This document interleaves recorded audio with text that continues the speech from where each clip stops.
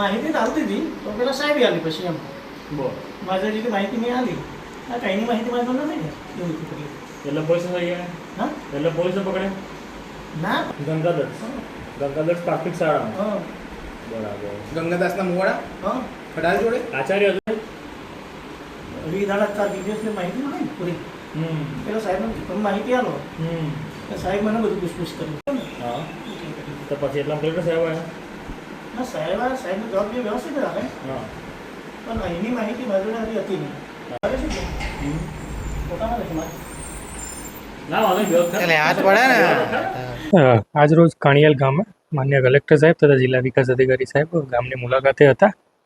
ત્યારે જુદી જુદી શાળા અને આંગણવાડીનો એનો રિવ્યૂ કરી રહ્યા હતા. ત્યારે કાણિયાલ ગામના